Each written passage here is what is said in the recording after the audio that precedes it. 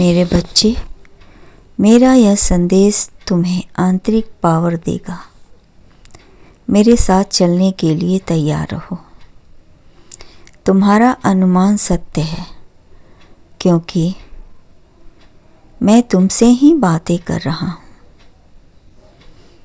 मैं तुम्हारा परम पिता शिव हूँ। सपने से जागो और मेरी बात को ध्यान से सुनो। मैं यह कहना चाहता हूँ कि वर्तमान की शक्ति को अपनाना ही तुम्हारी दुखों का अंत है।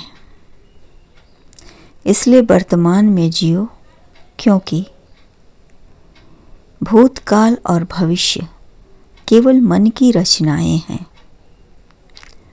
वास्तविक जीवन तो इसी समय में है। मेरे बच्चे, वर्तमान को स्वीकार करो। जो लोग वर्तमान में जीने की क्षमता नहीं रखते, यह भविष्य के लिए कोई सही योजना नहीं बना सकते हैं। अतीत और भविष्य असल में भ्रम है। वे वर्तमान में ही मौजूद हैं और वर्तमान ही सब कुछ है। जैसे ही तुमने उसे चुना हो कि वास्तविक जीवन इसी पल में है, जब तुम यह समझ जाते हो कि तुम अपने दिमाग की आवाज़ से अलग हो, तो इसका मतलब है कि तुम जागृत हो जाते हो। हम अक्सर यह नहीं समझते कि हमारे सबसे निजी विचार और भावनाएं भी वास्तव में हमारी अपनी नहीं होती है। रही बात दुख की, तो दुख का कारण परिस्थितियों नहीं होती हैं, बल्कि उनके प्रति तुम्हारा मानसिक प्रतिरोध है। जब तुम वर्तमान का विरोध करना छोड़ देते हो,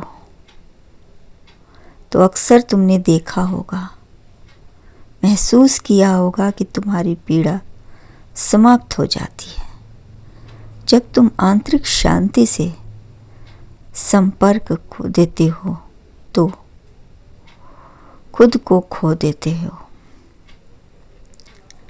मैं तुमसे यही कहना चाहूँगा अंत में कि तुम बाहरी दुनिया में खुशी खोजने के बजाय उसे अपने भीतर खोजो।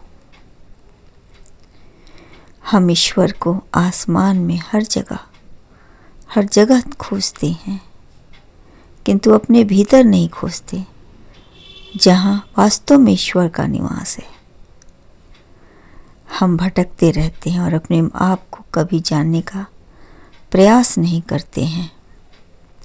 सच पूछो तो तुम ब्रह्मांड की चेतना का एक हिस्सा हो,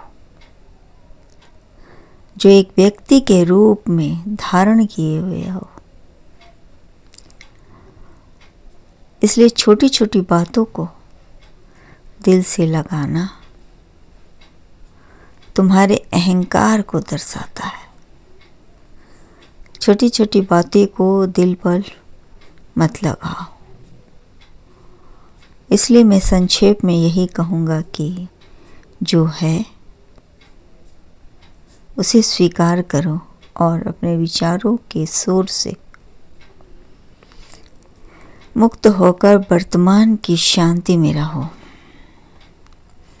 परिवर्तन को समझने का एकमात्र तरीका यह है कि तुम उसमें कूद जाना, उसके साथ चलना। अनुमान सत्य है। खुश रहो।